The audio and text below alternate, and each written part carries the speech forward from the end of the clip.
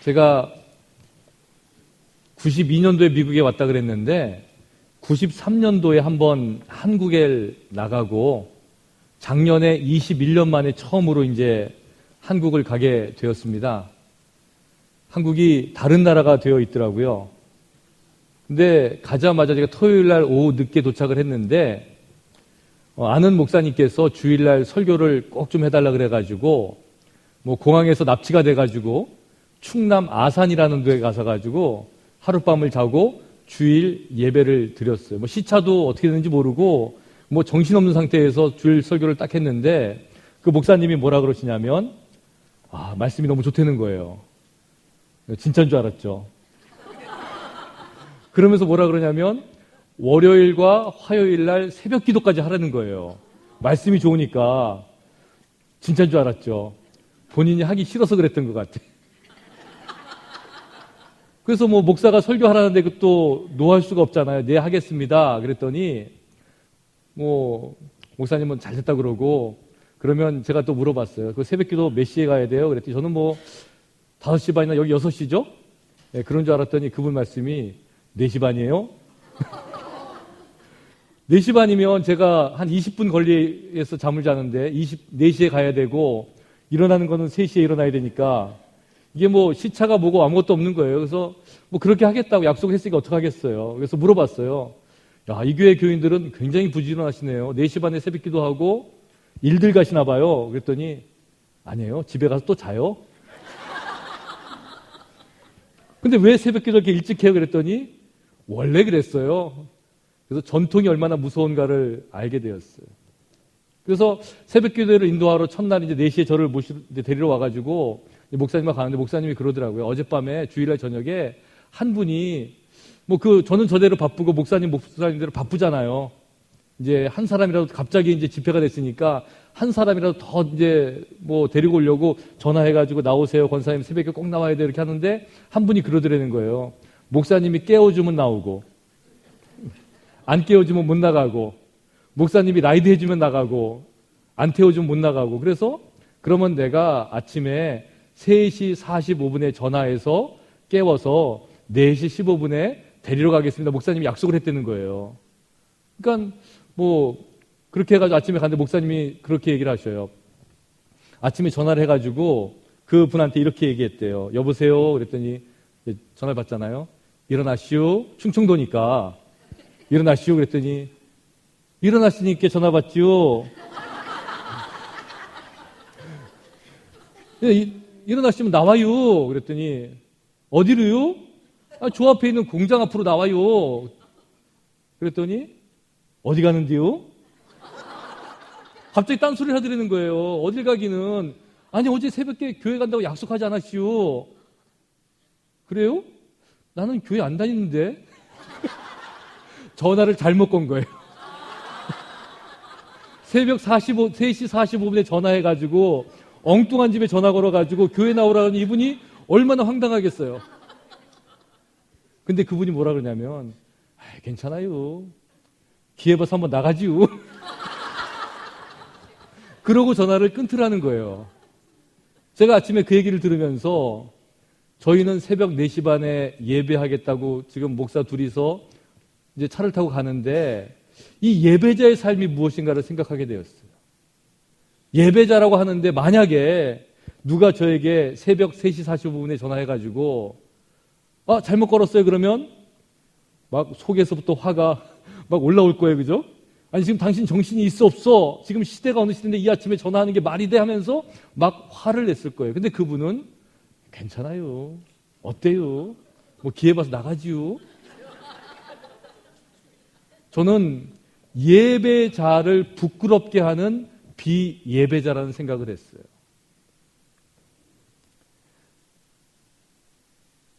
우리의 신앙의 중심은 바로 예배예요. 근데 예배자의 삶이 너무너무나 삶에 여유가 없다는 거예요.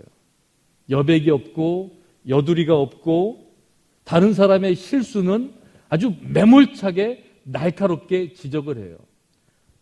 신앙생활 여기 계신 분들 몇십 년씩 하셨잖아요. 교회요 몇십 년 다니면요 척하면 척이에요. 하나를 보면 둘을 알고 열을 알고 뭐가 잘못되었는지 눈에 금방금방 들어와요. 근데 이것을 마음속에 품어주고 삭혀줄 만한 마음의 여유는 우리가 배우지 못했다는 거예요. 내가 알기 때문에, 익숙하기 때문에, 이게 잘못된 것은 잘 아는데 익숙하기 때문에, 알기 때문에, 내가 예배자이기 때문에 품어줘야 되는 것에 대해서는 잘 생각하지 못했다는 것이죠. 사랑과 용서, 은혜와 감사, 이런 이야기는 내 이야기가 아니라 다른 사람의 이야기로 치부해버려요. 교회에서의 예배가 삶의 예배로 이어지지를 못한다는 것이죠. 우리 신앙의 중심인 예배에는 두 가지가 있습니다. 하나는 주일날 모여서 함께 예배하는 이런 예배예요. 그래서 이런 예배를 공적인 예배다 이렇게 부릅니다. 그런데 다른 하나의 예배가 있는데 그 예배는 어떤 예배인가 하면은 주일날 예배를 마치고 공적인 예배를 마치고 이 문을 나가면서 시작되는 예배가 있어요. 그것을 무슨 예배라고 하냐면 삶의 예배라고 하는 거예요. 그러면 여러분, 공적인 예배가 쉬워요? 삶의 예배가 쉽겠어요? 공적인 예배는요, 너무너무 쉬워요. 이 한 시간 동안 천사인 척하기가 얼마나 쉽겠어요? 제가 볼 때는 다 천사들만 앉아 계신 것 같아요. 고민도 하나도 없고 뭐 걱정근심 없으시죠? 여기서 얼굴 보니까 얼마나 다들 점잖으시고 밝으시고 아름다우시고 좋은지 모르겠어요.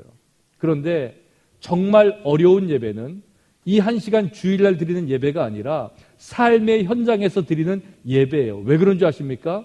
내 성격을 속속들이 알고 있는 내 가족이 있잖아요. 내 약점과 단점과 모자란 것까지 알고 있는 내 이웃이 있잖아요. 직장에 동료가 있잖아요. 다른 사람을 짓밟고 올라서야지 살아남을 수 있다고 가르치는 세상 속에서 하나님의 말씀과 사랑과 은혜를 가지고 치열하게 살아야 되는 그 현장이 있잖아요. 죄와 악이 관영한 세상 가운데에서 하나님의 정의와 하나님의 선을 가지고 실천하고 살아가야 되는 현장이 그 안에 있다는 것이에요. 그러니까 이 세상은 그렇게 만만히 예배드릴 수 있는 자리가 아니라는 것이죠. 월요일부터 토요일 삶의 예배로 사는 것이 쉽지 않지만 우리가 그렇게 살아야 되는 이유가 있어요. 그것은 무엇인가 하면은 세상 사람들이 교회를 향해서 손가락질을 합니다. 믿는 사람들을 향해서 당신들을 어떻게 믿는다고 하면서 그렇게 살아 이렇게 손가락질을 합니다. 그런데 사람들이, 세상이 믿는 사람들을 교회를 향해서 손가락질하는 이유가 무엇인지 아십니까? 그것은 믿는 사람들이, 크리스찬들이 공적인 예배, 이 예배를 잘못 드려서 그러는 게 아니라는 거예요. 어느 교회든지, 교회가 크던 작던 도시에 있던 시골에 있던 어디에 있든지 간에 예배는 최선을 다해서 드립니다. 그 현장에서, 그 현실에서, 그 환경 속에서 최선의 것을 가지고 하나님 앞에 누구든지 예배를 드려요. 그런데 문제는 뭐냐면 그 주일날 모여서 드리는 예배가 아니라 세상 속에서 살아가면서 드리는 삶의 예배가 예배자의 삶이 되지 못했을 때에 사람들은 크리스찬을 향해서 손가락질을 하게 되는 것이에요. 그리고 공적인 예배와 삶의 예배가 그 사이의 거리가 멀어지면 멀어질수록 그 사이의 괴리감이 크면 클수록 세상은 교회를 향해서 손가락질을 하게 되어 있는 것이에요. 세상에서 누릴 것 다 누리고 취할 것 다 취하고 때로는 세상 사람들보다 더 비열한 방법으로 다른 사람을 짓밟고 서서는 주일 하루 드리는 예배로 모든 잘못이 용서받고 하나님을 기쁘시게 할 수 있다는 것은 그것은 착각이에요. 오히려 크리스찬들은 삶의 모든 부분에서 하나님을 바라보고 구석구석에서 하나님을 느끼고 하나님의 뜻을 분별하며 살아가는 마음가짐이 필요하다는 것입니다. 하나님의 임재 연습이라는 아주 얇은 책자인데 이 책을 쓴 분이 로렌스 수사로 알려져 있습니다. 그런데 이분이 대단한 수도사가 아니었어요. 그냥 수도원 한 귀퉁이에서 요리를 하고 옷을 다리고 이런 허드렛 일을 하던 사람이었어요. 근데 그분이 삶의 아주 작은 것, 일상 속에서 하나님을 만난 경험들을 책으로 내었는데 그 책이 많은 이들에게 영향력을 끼치고 있다고 합니다. 근데 그 책의 내용이 별게 아니거든요. 그분의 삶의 모습이 별게 아니거든요. 그분이 뭐라 그러냐면 아침에 일어나서 눈을 뜨고 자기의 일터인 식당에 가서 계란 프라이를 만들면서 그 안에서 하나님의 영광을 보았다. 옷을 다름질하면서 하나님을 영화롭게 하는, 하나님을 즐겁게 하는, 하나님을 기쁘시게 하는 마음이 들었다. 이것뿐이 없어요. 그런데 그 삶의 태도 속에서 하나님께서 함께 하시고 그 삶이 하나님과 동행하는 삶이라는 고백을 할 수 있었다는 것이죠. 어떤 분은 그런 고백을 합니다. 자기 집 뒷마당을 청소하면서 빗자루로 쓸면서 뭐라고 이야기하냐면 나는 지금 하나님의 정원을 청소하고 있습니다. 얼마나 멋진 말입니까? 이거 하기 싫어서 억지로 하는 것이 아니라 하나님께서 만드신 이 세상 한가운데에서 하나님의 나라, 하나님의 땅, 하나님의 정원을 청소하고 있다는 마음을 가질 수가 있다는 것이. 여러분, 우리의 예배는 귀한 것입니다. 주일 함께 모여서 드리는 예배가 그 어느 것 하나 소홀할 수 없는 거예요. 왜? 이 예배는 나를 대신해서 죽은 예수 그리스도의 십자가를 바라보는 시간이고 이 예배는 내가 죽어야 마땅한데 내가 죽을 수 없어서 그리스도의 보혈의 피를 의지해서 하나님께 나아갈 수 있는 자격을 얻었다는 것을 믿음으로 고백하는 시간이기 때문에 그렇습니다. 그 예배를 통해서 하나님의 은혜를 경험하고 이 예배를 통해서 하나님의 사랑을 우리가 경험할 수 있는 시간이기 때문에 그렇습니다. 성령께서 우리와 함께 하시고 우리를 인도하시고 우리와 동행하신다는 믿음의 고백을 하는 시간이 바로 이 시간이기 때문에 그렇습니다.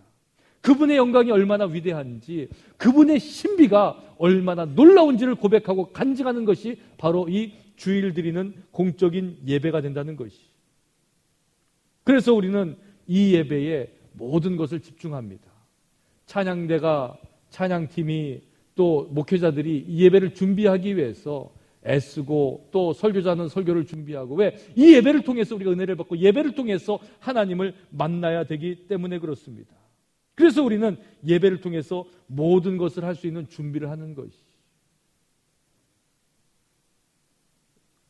혹시 우리 교회에 4대 비전이 있다는 것을 들어본 분이 계십니까?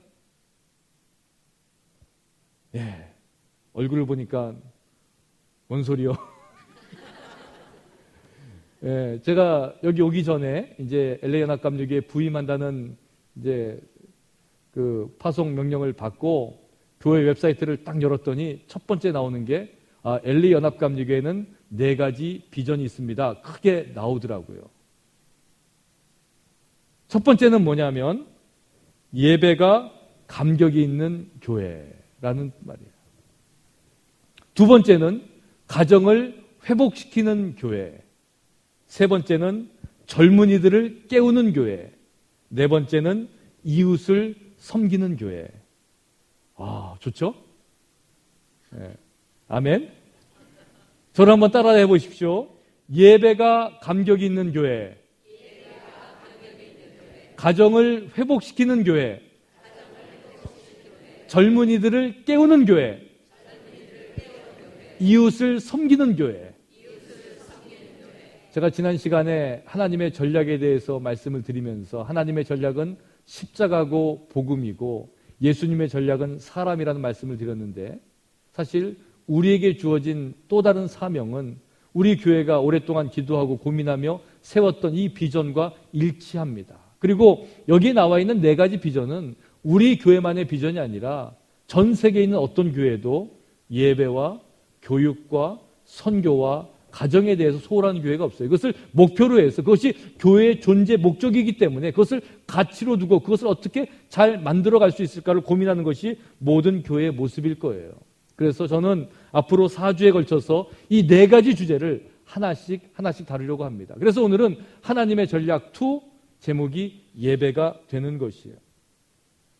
덴마크의 실존주의 철학자로 알려져 있는 키에르케고르라는 분이 계시는데, 이분은 연극 무대를 배경으로 해서 연극 배우와 관객의 차이를 설명합니다. 여러분, 연극 배우와 관객이 어떤 차이가 있는지 아십니까? 그분의 표현에 의하면 배우와 관객은요, 그 연극 무대에 가는 시간이 다르다는 거예요. 연극 배우는 최소한 몇 시간 전에 가서 준비하고 연습하고 목을 풀고 분장을 하고 옷을 입고 준비에 임합니다. 그런데 관객은 언제 갑니까? 관객은 시간 딱 맞춰서 가면 돼요.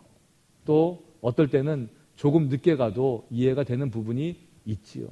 또 배우와 관객의 차이는 뭐냐면 연극 중에 배우는 딴 생각을 못 한다는 거예요. 대사에 집중하고 그 다음 장면에 집중하고 지금 이 연극이 어떻게 진행되는가 여기에 집중을 한다는 겁니다. 그런데 관객은요, 집중하다가 조금 재미없으면 딴 생각을 해요. 전화기도 들여다봤다가 집에 가스불 잠그고 왔나? 이 생각도 하게 되고 이 생각 저 생각이 하게 되죠. 그리고 배우와 관객의 또 다른 점은 연극이 끝난 후에 배우는 남아서 옷을 갈아입고 정리하고 돌아가는데 관객은요, 불이 꺼지자마자 휙 가버린다는 거예요. 그러면서 키에르케고르는 우리에게 뭐라고 질문하냐면, 여러분, 교회 다니시는 여러분, 예배자로 사는 여러분, 여러분의 예배는, 여러분은 관객의 입장에서 예배를 드리십니까? 배우의 입장에서 예배를 드리십니까? 이렇게 묻는 거예요. 여러분은 배우입니까? 아니면 관객입니까? 나는 시간 맞춰서 왔다가 시간 맞춰 가니까 배우라고 생각하는 분이, 관객이라고 생각하는 분이 계실 거예요. 또 어떤 분은 나는 그래도 성가대로 봉사하니까 나는 그래도 배우지. 그런데요, 앞에 선다고 배우가 아니고 예배를 준비한다고 배우가 아니라는 거죠. 그분의 표현에 의하면 모든 예배자는 배우여야 된다는 겁니다. 그리고 관객은 오직 한 분이신데 그분은 바로 하나님이라는 거예요. 그래서 우리 모두는 설교자가 설교를 하던, 찬양팀이 찬양을 드리든, 성가대가 성가로 하나님 앞에 영광을 올려드리든, 우리 모두는 부엌에서 봉사를 하고 주차장에서 봉사를 하고 또 예배자로 참여하고 모든 분들이 한 마음이 되어서 지금 하나님을 향해서 예배를 드리고, 마치 배우들이 무대에서 관객 한 사람을 놓고 그 연극을 공연을 하는 것처럼 하나님을 향해서 우리가 예배를 드리는 그 모습을 보여줘야 된다고 이야기를 하고 있는 것입니다. 우리 모두가 관객이 아니라 그 중심에 선 배우와 같은 예배자가 되시기를 주의 이름으로 축원합니다. 오늘 성경 말씀은 다윗이 하나님의 언약궤를 옮겨온 이야기입니다. 이스라엘 민족에게는 그 언약궤는 하나님이 함께 하신다는 하나님의 임재의 상징이었습니다. 언약궤는 귀한 것이고 출애굽할 때부터, 애굽을 나올 때부터 이 언약궤가 그들의 중심에 있었습니다. 언약궤가 움직일 때에 구름 기둥, 불 기둥이 함께했고, 언약궤를 따라서 장막을 치고 이스라엘 민족들이 가나안을 향해서 나아가던 것이었어요. 구약에서 사무엘이 선지자로 등극했을 때의 이야기입니다. 그때 이스라엘은 블레셋이라는 이방 민족과 전쟁을 벌이고 있었습니다. 전쟁을 했는데 이스라엘 백성들은 어떤 생각을 하냐면 하나님이 우리와 함께 하신다는 거예요. 그런데 그 전쟁에서 지고 말았습니다. 무려 4,000명이 전사했습니다. 4,000명이 전사하는 대패를 당하고 나니까 이스라엘 백성들이, 그 장로들과 지도자들이 모여서 무슨 생각을 하게 되냐면, 왜 우리가 졌는가 생각해 보자는 거예요. 결론이 뭐냐면 하나님이 함께 하시면 이기는데 하나님이 함께하지 않으셔서 우리가 전쟁에 질 수밖에 없었다는 겁니다. 그러면 어떻게 해야지 하나님이 함께 하시는가? 하나님의 임재의 상징인 언약궤를 가지고 오면 이길 수 있다는 결론을 내게 됩니다. 그래서 실로라는 곳에 있던 하나님의 언약궤를 옮겨와서 전쟁터로 가지고 들어갑니다. 이스라엘 백성들이 하나님의 언약궤가 오는 것을 보면서 큰 소리를 내었습니다. 얼마나 소리가 컸던지 성경은 뭐라고 기록하냐면 땅이 진동했다고 기록합니다. 이스라엘 백성들은 사기가 충전했습니다. 이제 전쟁에서 이길 수 있을 것이라고 생각을 했습니다. 더 두려움했던 것은 블레셋 사람들이었어요. 아니, 이스라엘 지정에서 이 큰 소리가 들리는 것이 어찌미냐 물어봤더니 이스라엘 백성에게 언약궤가 옵니다라고 보고가 들어옵니다. 그들도 알고 있었습니다. 이것이 애굽을 나올 때에 애굽 군대를 물리친 하나님의 능력이 있는 그 언약궤가 아니냐. 그들이 두려움에 떨기 시작했습니다. 하지만 그들은 포기하지 않고 끝까지 이스라엘과 싸우겠다는 다짐을 가지고 블레셋과 이스라엘이 전쟁을 벌입니다. 하나님의 언약궤를 앞세우고 전쟁터에 나가서 싸웁니다. 당연히 이스라엘 백성이 이겨야 되는데 어찌된 일인지 이번에도 집니다. 지는 정도가 아니라 무려 3만 명이 그 자리에서 전사를 하는 엄청난 패배를 당하고 마는 것입니다. 패배만 당한 것이 아니라 그토록 중요하게 여겼던 언약궤마저도 블레셋에 빼앗겨 버립니다. 블레셋에서는 하나님의 언약궤를 가져오긴 가져왔는데 이것을 어떻게 할지 몰랐어요. 그래서 자기들이 모시던 그 우상을 숭배하는 신전이 있는데 다곤 신당이라는 곳에 그것을 모셨습니다. 근데 그 다음날 자고 나니까 자기들의 신인 다곤이 엎어져 있는 거예요. 언약궤 앞에. 그래서 야, 이게 무슨 일이냐? 세워놨어요. 그 다음에 자고 일어나니까 그 신이 넘어져가지고 팔뚝이 부러져서 문지방에 나가 있고 그 언약궤 앞에는 몸뚱아리만 남아있는 겁니다. 이게 좀 이상하다. 언약궤를 다른 곳에 옮겼습니다. 가는 곳곳마다 전염병이 돌기 시작해서 아주 독한 종기가 발생했다고 성경은 기록하고 있는 것입니다. 사람들이 생각하기에 여기에 하나님의 능력이 있는 것 같다. 그러면 이것을 어떻게 하면 좋겠습니까?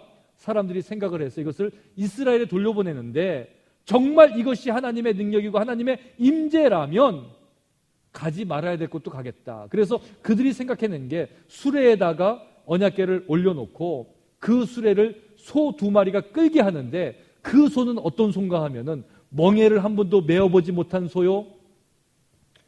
갓 새끼를 낳아서 젖이 나는 소다라고 성경은 기록합니다. 그러니까 새끼를 두고 어미가 어디를 가겠습니까? 못 가지요. 그러니까 이거 가는 거는 말이 안 되는 거예요. 그런데 그렇게 했는데 그 어미소가 새끼를 두고 뚜벅뚜벅 걸어서 이스라엘 진영에 있는 벳세무스라는 곳으로 가버렸다는 거예요. 그래서 그 언약궤가 이스라엘로 돌아오게 되었습니다. 이제 오랜 시간이 지나서 다윗이 왕위를 이제 취득하게 되었습니다. 전쟁에서 승리하고 이제 모든 힘과 권력을 다 갖게 되었습니다. 이제는 자기의 왕권에 대해서 한번 세상 사람들에게 공포해야 될 시기가 다가온 겁니다. 다윗은 생각하기에 그렇지 하나님의 언약궤를 모셔오면 하나님의 인정을 받는 거라고 생각을 하게 됩니다. 그리고 다윗성에 있으니까 나는 이렇게 아름답고 편하고 좋은 곳에 있는데 지금 하나님은 어디 계시는가라는 생각을 하게 됩니다. 그래서 그 언약궤를 가져오려고 합니다. 3만 명의 군사를 보내고 군악대와 수많은 사람들을 보내서 화려한 언약궤 운송식을 거행합니다. 새로운 수레에다가 언약궤를 또 호송을 담당하는 우사를 두어서 이 언약궤를 모셔오게 합니다. 수만 명의 군대가 있고 악기가 또 찬양을 부르고 하나님의 임재하심이 이제 다윗성으로 옮겨온다는 것을 온 국민이 알게 되었습니다. 그런데 그 언약궤가 가다가 앞에서 끌던 소가 털컥하는 바람에 수레에서 떨어지려고 하니까 우사라는 사람이 그것을 손으로 잡았는데 성경은 뭐라 그러냐면 하나님께서 우사와 충돌하셨다. 그래서 우사가 그 자리에서 죽고 그 자리의 이름을 베레스 우사라고 설명을 하게 되는 것이죠. 왜요? 인간적인 눈에는 좋아 보였지만 화려했지만 아주 큰 힘이 보였지만 이것은 하나님의 방법이 아니었다는 것입니다. 철저하게 사람의 방법이었고 철저하게 인간의 방법이었다는 것이에요. 그래서 다윗은 그것을 또 잊어버렸습니다. 이제 또 시간이 흐른 다음에 사람들이 와서 다윗에게 말합니다. 여호와께서 하나님의 궤로 말미암아 오벳 에돔의 집과 그의 모든 소유에 복을 주셨다고 합니다. 다윗이 그 이야기를 듣고 이제 그 언약궤를 옮겨오려고 마음을 먹습니다. 그런데 이번에는 다른 방법입니다. 사람의 방법이 아니라 하나님의 방법을 통해서 그 언약궤를 가지고 옵니다. 사람의 방법은 화려한 것이었고 수레에 담는 것이었고 힘을 보여주는 거였지만 하나님의 방법은 제사장들이 그 언약궤를 메고 한 걸음 한 걸음 옮겨오는 것이었습니다. 성경에는 다윗이 그 언약궤를 메게 하고 그 언약궤를 맨 사람들이 6걸음을 걸은 후에 거기에서 소를 잡고 살진 송아지를 잡아서 제사를 드렸다라고 기록되어 있습니다. 사람의 방법이 아니라 하나님의 방법으로 이제 언약궤가 다윗성으로 온 것이었습니다. 다윗이 너무 기뻐서 춤을 추었습니다. 사울의 딸 미갈이 그것을 보면서 다윗을 업신여겼다라고 성경은 기록하고 있습니다.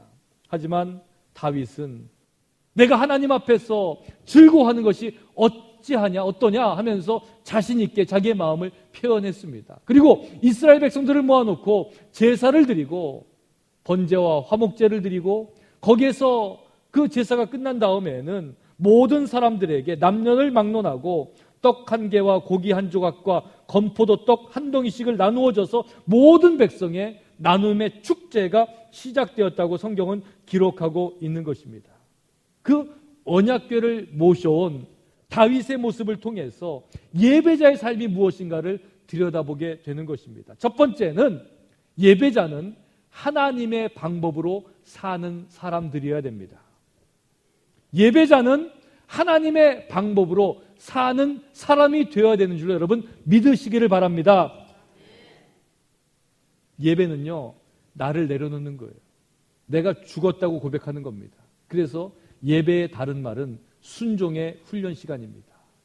예배자가 예배하러 와서 목사님 오늘 찬양은 내가 좀 별론데 딴 찬양하면 안 돼요? 오늘 설교는 지난주에도 구약하고 이번 주에도 구약하면 어때요? 신약 한번 해주시면 안 돼요? 이렇게 손 들고 얘기할 사람이 없습니다. 왜? 이 예배는 내가 세상에서 어떤 모습인지 모르지만 하나님 말씀 앞에 순종하고 예배의 인도자에게 순종함으로 인해서 이것이 하나님께 대한 순종인 것을 우리가 믿음으로 고백하는 자리이기 때문에 그렇습니다. 또 예배는 축제입니다.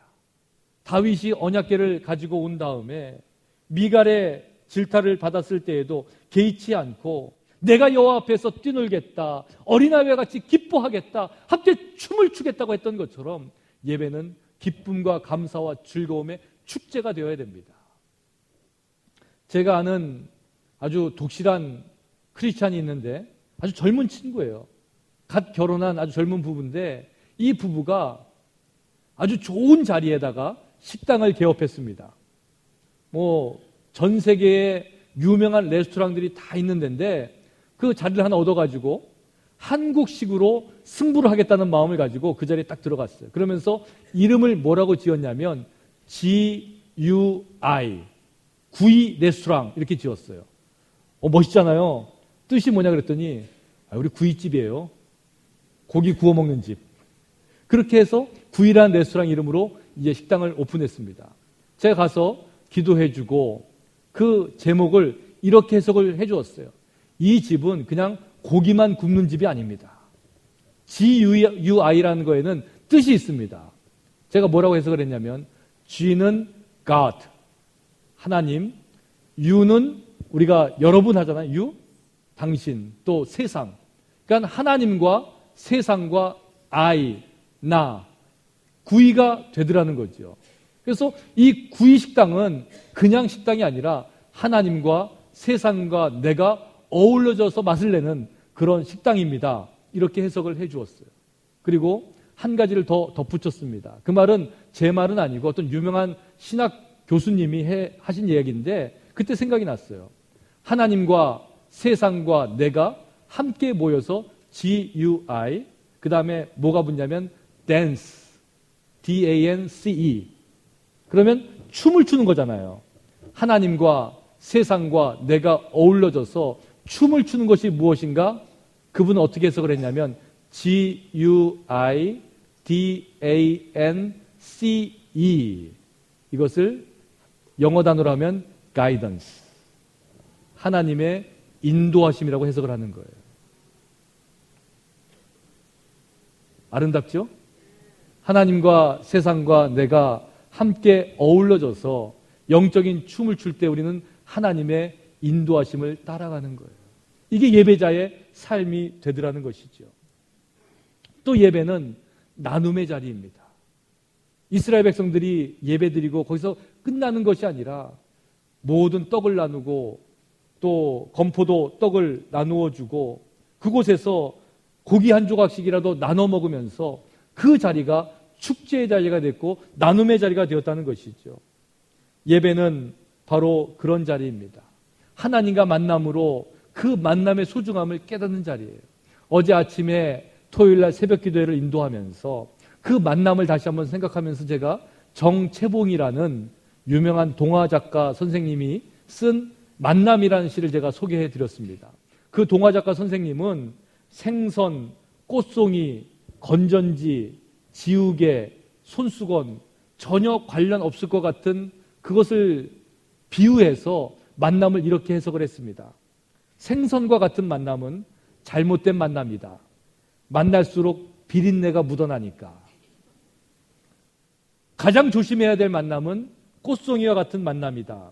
피어있을 때는 환호하다가 시들면 버리니까. 건전지와 같은 만남은 비천한 만남이다. 힘이 있을 때는 간수하고 힘이 다 닳았을 때는 던져버리니까. 지우개와 같은 만남은 가장 아까운 만남이다. 금방의 만남이 순식간에 지워져 버리니까. 그러면서 그분은 우리의 만남은 손수건과 같은 만남이 되어야 된다고 이야기합니다. 가장 아름다운 만남은 손수건 같은 만남이다. 힘이 들 때는 땀을 닦아주고 슬플 때는 눈물을 닦아주니까. 힘이 들 때 땀을 닦아주고 슬플 때 눈물을 닦아줄 것 같은 그런 손수건과 같은 만남이 여러분 삶 가운데 임하시길 주의 이름으로 축원합니다. 인생이라는 게 만남의 연속이라고 그러잖아요. 여러분 기도하실 때에 여러분 자녀들 가운데에서도 그들의 앞길마다 하나님께서 앞서 운행하셔서 그런 손수건과 같은 만남들을 예비하시기를 우리가 기도해야 될 줄로 믿습니다. 오늘 말씀을 묵상하다가 다윗이 6걸음을 걷고 소를 잡고 살진 송아지를 잡았다는 데서 제 마음이 멈췄습니다. 6걸음 걷고 제사를 드렸다. 이게 무슨 뜻인가 깊이 고민했어요. 물론 학자들도 이 부분을 잘 해석을 못합니다. 저는 혼자 생각할 때에 6걸음 걷고 소 한 마리 잡고 6걸음 걷고 소 한 마리 잡고 이렇게 했을 것 같아요. 이건 제 해석입니다. 그런데 그 오벳 에돔의 집에서 다윗성까지의 거리를 학자들은 어느 정도 거리라고 생각을 하냐면 한 12마일 정도 된다고 이렇게 생각을 합니다. 그러니까 12마일을 이 언약궤를 맨 사람들이 한 걸음, 두 걸음, 그래서 6걸음 걸어놓고 제사 한번 드리고 또 6걸음 걷고 소 한 마리 잡고 그러면 소를 과연 몇 마리 잡았을까 제가 또 계산을 해봤어요. 대충 해봤더니요. 한 4,000마리, 5,000마리 잡았겠더라고요. 놀랍지 않습니까? 근데 만약에 그렇게 했다 그러면 그 오벳 에돔의 집에서 다윗성까지 언약궤가 옮겨온 거리에서 4,000번, 5,000번 제사를 드렸다, 예배를 드렸다 그런다면 이것을 지리적인 거리가 아니라 공간적인 거리가 아니라 시간적인 거리로 생각을 해봤어요. 그 말은 무슨 말인가 하면은 한 걸음 한 걸음을 하루로 생각하는 거예요. 하루, 이틀, 월, 화, 수, 목, 금, 토, 주 6일을 살다가 주일 와서 예배를 드려요. 또 6일 살다가 예배 드려요. 그러면 여러분 일생 동안 예배를 몇 번 드리시겠습니까? 어릴 때 자의 말고 타의로 예배 드린 거 말고 그래도 내가 인격적으로 예수님 만나서 성인이 되어서 예배를 드리기 시작했다고 치더라도 20살부터 100세까지 80년을 매주일 빠지지 않고 예배를 드리면 1년이 52주니까 몇 번이 되겠어요? 4,160번이 되나요? 몇 번 예배 못 드리더라고요. 근데 여기 계신 분들은 벌써 한 2, 3천 번 드렸어요? 그죠? 50년 예배 드렸으면 2,500번 예배 드린 거예요. 그리고 500번, 10년 있으면 10년 예배 드리면 500번 예배 드리는 거예요. 별거 아니잖아요. 제가 많은 분들, 특별히 이제 임종을 앞두고 또 양로병원에서, 병원에서, 또 가정에서, 호스피스에서 또 임종을 앞두고 계신 분들 이렇게 신방하고 기도하면서 느낀 똑같이 그분들이 하시는 말씀을 제가 들은 게 있는데, 그건 뭐냐면 교회 가서 예배 한 번만 드리면 좋겠습니다. 이 이야기를 꼭 하시더라고요. 이 자리가 얼마나 귀한 자리입니까? 여러분, 이 자리를 통해서 하나님의 은혜를 경험해야 돼요. 이 자리에서 주의 나라를 바라봐야 돼요. 한 가지 이야기만 더 드리고 말씀 마칩니다. 어떤 분이 미국에 온 지 얼마 안 되어서 친구를 따라서 미국 교회 예배에 참석하게 되었습니다. 근데 그 교회는 성령의 인도하심을 굉장히 중요하게 생각하는 교회였습니다. 그래서 설교자도 나오지 않고 성령의 감동하심이 있어야지 나온다는 거예요. 근데 예배를 드리러 갔는데 30분이 지나도 아무도 일어나지 않는 거예요. 1시간이 지나도 아무도 일어나지 않고 기도만 하는 거예요. 성령의 감동하심이 그날따라 없었나 보죠. 그래서 1시간 동안 가만히 있다가 너무 지루하니까 이 사람이 자기를 인도해 준 사람한테 물어봤어요. 아니, 이 교회 예배는 언제 시작합니까? 그랬더니 그분을 인도한 분이 아주 기가 막힌 답을 했어요. 그분이 뭐라고 이야기하시냐면, 우리 교회 예배는 저 문을 나가는 순간 시작됩니다. 이렇게 이야기했다는 거예요. 여러분, 우리 교회의 4대 비전 중에 첫 번째가 예배입니다. 그 예배는 주일날 함께 모여서 드리는 공적인 예배만이 아니라 저 문을 나가서 월요일부터 토요일까지 여러분 삶의 현장에서 시작되어야, 일어나야지 되는 줄로 믿으시기를 바랍니다.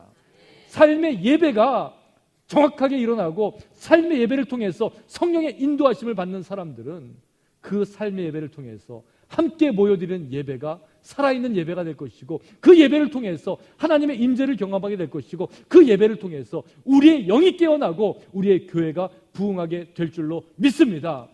그 예배를 바라보시고 그 예배를 소원하시는 저와 여러분의 귀하고 복된 인생이 되시기를 주의 이름으로 간절히 축원합니다. 기도하시겠습니다.